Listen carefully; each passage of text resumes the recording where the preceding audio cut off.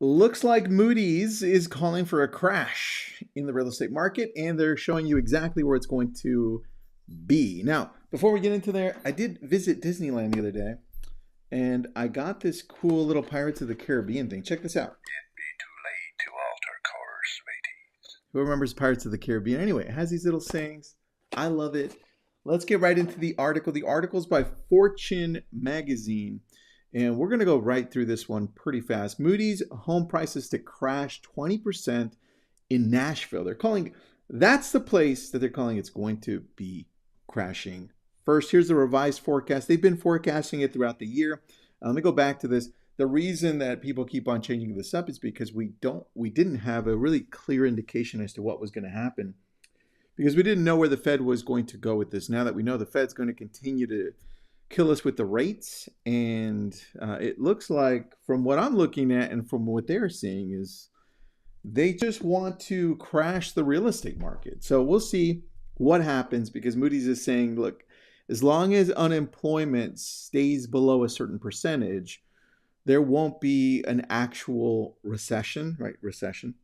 And I'm doing that in quotations because some of us think that a recession has already hit. But look, let's get into details here, because this is a great article. I'm going to put up the link for it. It's by Fortune, just came out 2 days ago.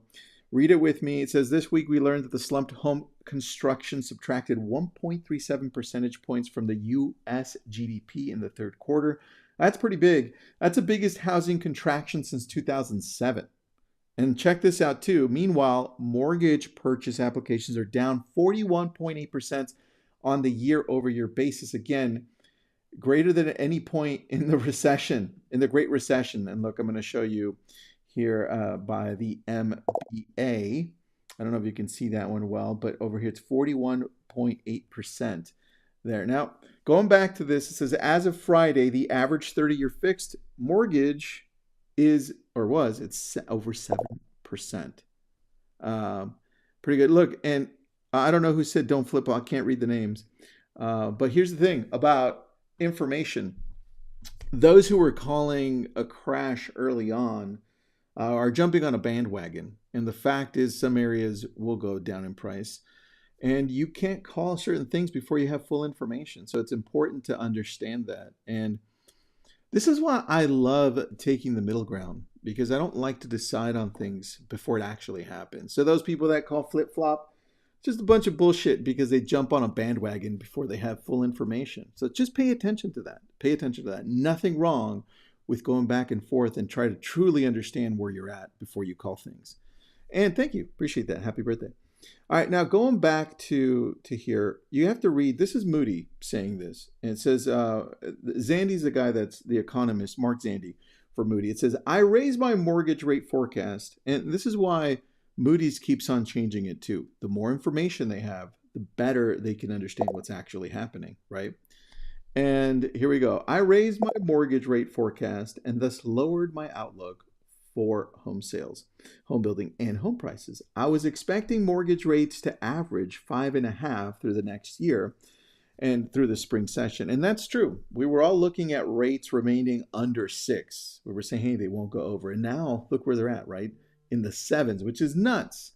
And check out what Zandy says here too. It says, Mark Zandy, chief economist at Moody's Analytics, tells Fortune, now I think it is much more likely to be closer to 6.5. And that hurts demand in home building and home prices. Obviously, it does. Now, we're going to see this map too. You can see where all the different projections are according to Moody's. Really good. And you can jump in on that. I want to show you what they're claiming and how much home prices are expected to fall in certain areas. Obviously, like I told you before, I still believe that there won't be a crash in a large portion of the United States. Some areas, prices will definitely decrease more, especially depending on if, you can see at the end of this, depending on if we get into a recession or not. But take a look at what Zandy says here. He thinks, and Moody's thinks, of course, that it's going to happen in Morristown, Tennessee. And you can see here, there's also Boise, Idaho, and Flagstaff, Arizona. And you can see Coeur d'Alene as well, which, in Nashville.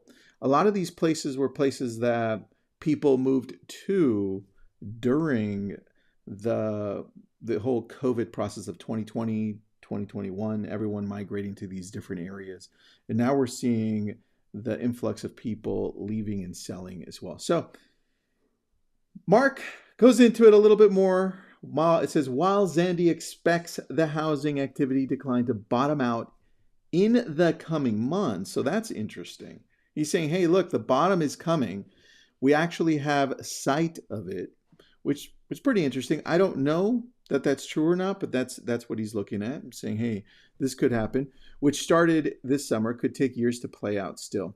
And he puts in another great graph as well. I want you to read these two things with me because the green one is really the important one as you take a look at it. But it says, before home prices began to decline, we were overvalued nationally by around 25%.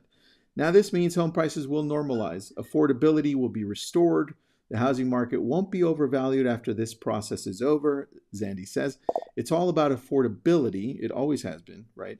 First-time homebuyers are locked out of the market. They simply can't afford mortgage payments. And that's why this whole thing is dictated by interest rates going up so high. And Zandy says, I thought they would be at 5.5%, not at 7% where they're at. So this is why they kept on changing back and forth.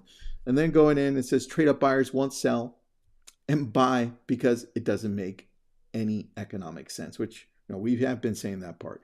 This forecast by Moody's Analytics assumes there's a big assumption here, right? And this is what I'm talking about because we really don't know what's truly going to happen or how bad or how good this could or couldn't get. It says Moody's Analytics assumes the U.S. does not slip into a recession, right? An official recession. If the unemployment rate were to go above 6%, Zandy predicts home price declines would be much greater than his firm currently forecasts.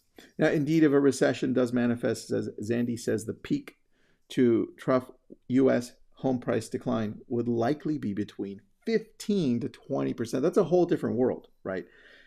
In significantly overvalued housing markets, which he's showing you, Zandy says that the decline would likely be 25 to 30%. That's pretty massive. Now, again, we don't know and we don't have all the information. So just be going to the news, dig in deeper, take a look at the information on the back end. And it's easy to go with your emotions and be like, the world's going to end.